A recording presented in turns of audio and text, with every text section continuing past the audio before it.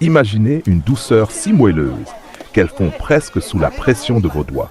Un dessert dont la texture unique est le fruit d'un savoir-faire ancestral, le mochi. Derrière cette petite boule de bonheur se cache une tradition japonaise vieille de plusieurs siècles, mêlant cérémonie, artisanat et saveurs exquises. Mais comment est-il fabriqué? Quel secret se cache derrière sa texture inimitable? Aujourd'hui, plongeons ensemble dans l'art du mochi. Le mochi, ce petit gâteau de riz gluant, est bien plus qu'une simple friandise.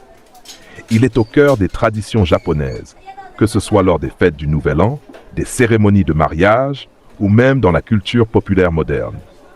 Son processus de fabrication est un véritable spectacle en soi, nécessitant une technique et une patience extraordinaires. Dans cette vidéo, nous allons découvrir les origines fascinantes du mochi, les différentes techniques artisanales pour le préparer, ainsi que ses multiples déclinaisons gourmandes. Attachez vos ceintures, car ce voyage culinaire va réveiller vos papilles. Le mochi ne date pas d'hier. Ses premières traces remontent à plus de 1000 ans au Japon, où il était considéré comme un mets sacré. À l'époque, il était réservé aux nobles et aux cérémonies religieuses. Les Japonais croyaient que le mochi contenait l'esprit des dieux et apportait prospérité et longévité. Avec le temps, il est devenu un incontournable des festivités japonaises. Le mochitsuki, le processus traditionnel de fabrication, est encore pratiqué lors du Nouvel An japonais. Il consiste à écraser du riz gluant cuit à la vapeur avec un énorme pilon en bois dans un mortier en pierre en une pâte incroyablement élastique. Une tradition qui demande force, synchronisation et une parfaite maîtrise du geste. Le mochi peut sembler simple à première vue, mais sa fabrication repose sur une technique précise et minutieuse. Voici les grandes étapes. D'abord, la préparation du riz. On utilise du riz gluant spécial, appelé shiratamako ou mochigon, qui est trempé dans l'eau pendant plusieurs heures avant d'être cuit à la vapeur. Ensuite vient le mochitsuki, le pétrissage et pilonnage. Traditionnellement, le riz cuit est déposé dans un mortier en pierre, puis écrasé avec un énorme pilon en bois. 2 personnes se relaient. L'une pile, l'autre tourne et humidifie la pâte. Ce balai millimétré permet d'obtenir une pâte souple et élastique. Puis, le façonnage. Une fois la pâte bien homogène, elle est divisée en petites portions et roulée à la main. Pour éviter que ça colle, les artisans saupoudrent la pâte de farine de riz ou de fécule de maïs. Enfin, le fourrage.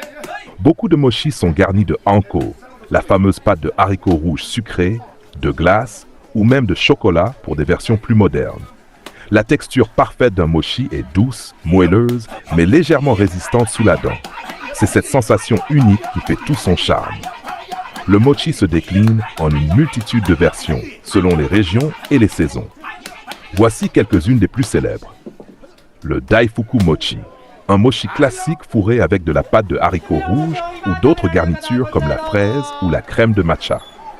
L'ichigo daifuku, une version où l'on glisse une fraise entière à l'intérieur du mochi pour une explosion de saveurs sucrées et acidulées. Le yatsuhashi mochi, un mochi parfumé à la cannelle, originaire de Kyoto. Le kusamochi, un mochi vert infusé à l'armoise, une plante traditionnelle au goût légèrement amer. Et bien sûr, le célèbre mochi glacé, où une fine couche de mochi enrobe une boule de glace pour une combinaison parfaite entre moelleux et fraîcheur. Chaque région du Japon possède sa propre interprétation du mochi, rendant cet aliment aussi diversifié que fascinant. Si le mochi est profondément ancré dans la culture japonaise, il a su conquérir le reste du monde grâce à son goût unique et à sa texture si particulière. Aujourd'hui, on en trouve dans les cafés branchés de Tokyo, dans les épiceries fines de Paris ou même dans les grandes surfaces occidentales sous forme de mochi glacé. Certaines marques ont même innové en créant des mochis au chocolat, au caramel beurre salé ou encore au yuzu pour séduire un public toujours plus large. Mais attention, le mochi n'est pas sans risque. Sa texture élastique le rend difficile à mâcher et chaque année, il est responsable d'accidents au Japon, notamment chez les personnes âgées. Une légende urbaine dit même que les pompiers japonais reçoivent des appels chaque 1er janvier pour des personnes ayant avalé un mochi de travers. Le mochi, c'est bien plus qu'une simple douceur. C'est un symbole de tradition, de partage et d'innovation culinaire. De son origine sacrée à ses déclinaisons modernes, il continue d'émerveiller les amateurs de gastronomie du monde entier. Alors, la prochaine fois que vous dégusterez un mochi, prenez un instant pour apprécier tout le savoir-faire et l'histoire qui se cache derrière cette petite boule moelleuse.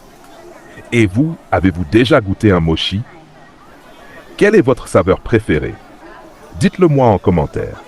Si cette vidéo vous a plu, pensez à liker, vous abonner et activer la cloche pour ne rien manquer des prochaines explorations gourmandes. À bientôt pour un nouveau voyage culinaire.